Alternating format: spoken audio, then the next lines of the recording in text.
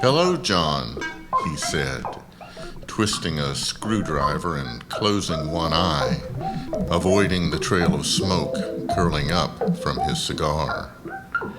He looked at his receiver box. The readout came back, distorted again. He repeated himself while turning a blue knob that sat between its two antennae. Leaning in closer, he spoke again. "Hello, John." The readout came back, worse than before. "All right," he sighed, falling back in his chair, ash dropping from his lip to his apron. He took a long, deliberate puff and wrinkled his nose. When it came to volatile mixtures, impressive electronic displays, and fusing together tons of metal into imposing machines that at times unfolded themselves in the form of a sudden explosion, there was no one who could do it better. But this nuanced fine-tuning of sensitive instruments was something that had always felt tedious, something to be deigned to, and it frustrated him to the point of unconscious babbling, psychic flagellation, and constipation. Let's try this again," he whispered to no one, or perhaps to a ghost if you are the type that believes they skulk among us. Over the past several months, this little creation of his had become almost like a living being, and it was, in truth, the only individual he'd spent an appreciable amount of time with in a very long while. He rewrapped the wiring around what he considered its ears. He poured nitroglycerin into what he'd named the heart.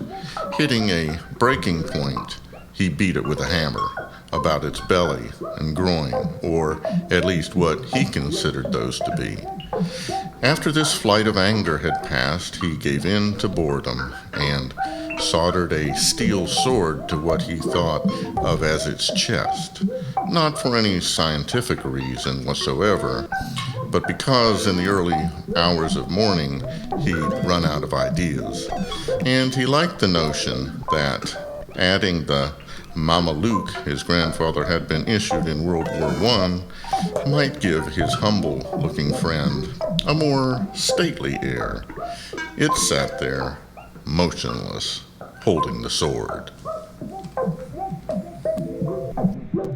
Finally exhausted, John retreated to his chair, and after waking to the spasm that sometimes happens when the head starts to fall and at the last second resists sleep, John shuffled over to the receiver and blearily tore the readout from the tray. It was the same garbled, incoherent message from before, a continuation of the lonely, one-sided communique that he'd immersed himself in for the last 7 months. Disappointed, he fell back once more into his chair, relit and extinguished the butt of his cigar, and scanned the confines of his small workstation. Eventually, he found himself peering through the room's only window, a small hexagon on the near wall, where the thick darkness that enveloped the whole of John's secret laboratory was met at the last moment with glass. He could not see the moon, but he hoped it was there. The morning brought with it the answer he'd been searching for. He'd finally fallen into a hard sleep and, in his unconscious state, drooled on his receiver box, causing it to smoke and spark sporadically.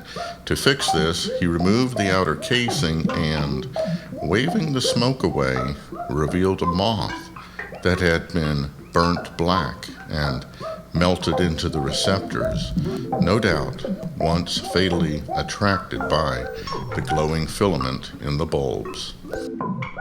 All this time, It wasn't my invention malfunctioning after all, he said to the charred insect, now pincered between his index finger and thumb. It was you. He looked over at his machine, embarrassed by his behavior the night before. He repaired his receiver, flicked the on switch, and braced himself.